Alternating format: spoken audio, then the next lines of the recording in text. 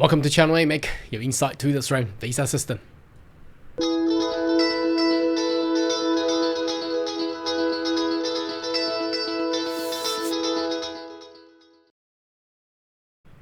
Good day everyone, my name is Carl Young, your online YouTube visa consultant. Are you interested about migrating to Australia? Why don't you consider to subscribe to my channel and turn on the bell on the side so once we have all the updates and news, you'll be the first one getting all the insight. Now, despite there's not much of a change and new policies coming out lately, but we are expecting that should be out very soon. There has been a lot of news. Now, obviously, there has been, if you're in Australia, you may notice there has been a huge debate and a referendum coming up for the voice, which has... Well, to me, I have observed it over the years. It has actually putting the two sides of the politics into a real nasty fights. Now, not just the topic of the referendum of the voice, but also pulling out all kind of different aspects about life, that including immigration recently, obviously, because you will also notice that the post-pandemic era, the housing crisis has caused a lot of issues. Now, the root of that issue is obviously because of the 2 years of the pandemic. There's literally limited people building the houses, and in the post-pandemic period of time, the cost has actually rise, and a lot of these housing giant or developers has just basically dumped the ground and declare administration or bankruptcy and things like that, and causing the housing crisis. So is it really the issue of the immigrants? Well, I have chat about this in my channel in regards to the infrastructures and things. Well, to me, I don't think so. I mean, why can't the government of Australia just stop all the immigrants? I don't think they will do it anyway. But it has become a huge debate. Well, obviously, I think the rule of this is obviously indirectly affected by the debate on the referendum, which is going to come up within a month time. So let's have a look at some news recently and how this has actually gone into two sides, and it's all talking about immigrants and a lot of agents. And you may know, because the immigrants and the skilled migrants are not the people who are actually pulling the votes or going to the poll and putting the votes. So who cares? The politicians throwing at each other and talking about all these issues. So, but anyway, there's some actual stats, which is I don't think it's not that bad. It's actually a good side. It's coming from Australian Bureau of Statistics, showing that overseas migration drives Australian population growth. Now, isn't that a good sign? I mean, driving the population growth also increases and improves the economy. But there's obviously the other side of the story. Now, people, the other side of the politics will pull this out and say, look, Australia takes 1,500 new people a day as immigration surge and birth rate plunges during housing affordability, cost of living crisis. Now, what do you make out of this?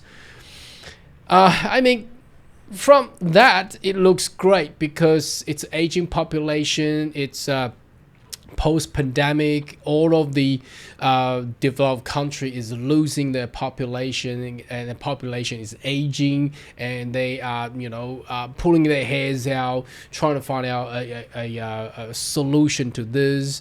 But Australia actually has a growing population. And now the other side of the politics is saying, now this is bad. This is bad for us because there's not enough housing, and the cost of living is actually increasing as well. Now, we got to be really, for a scientific point of view, I mean, to be true to each other. I mean, even if there's no immigrants, increases for the past years, I mean, if you look around the world, every other country is facing the same issues. What about Europe? Europe is actually worse than what Australia is actually facing. But why is it actually pulling immigrant issue into this as a fight. That's what I'm saying at this beginning of this video. It's just two sides of politics, and due to the referendum coming up within the month, they are pulling every aspects of life and topics as a fight against each other due to this coming up referendum. I'm not gonna put too much comments and judgment on what you should do on the voice on the referendum, but it's just chaotic at this point in time. You see, I never knew that the Australian politics is that going to that extreme, but it's actually happening. Now, apart from that, there's actually another news came out from ABC News last week. Again, look at this. If you think about this, in the post-pandemic era, all the country is pulling out all the talents around the world, and that's correct. Now, is Australia telling us, no, we don't want these talents to come into Australia, or perhaps we all want the top talents and all the other international students just go away? Now, the problem is the huge continent that we have as Australia. There's a lot of primary works and things require these people to go. Look at the surge number of the working holiday visa holders or applicants over the past 12 months. Look at the surge number of international students, where there's a lot of universities still declaring that they are not making enough profits, despite that making a lot of money already.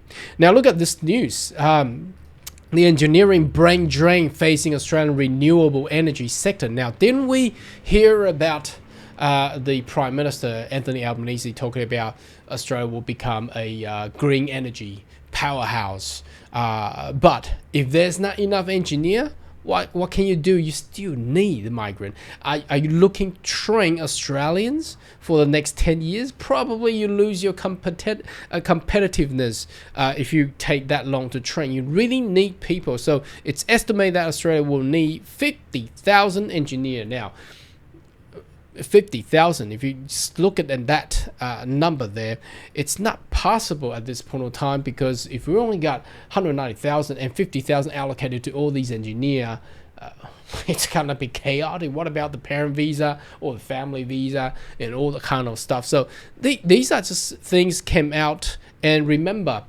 we have talked about what the Business Council of Australia is suggesting, that there's more skilled migrant required.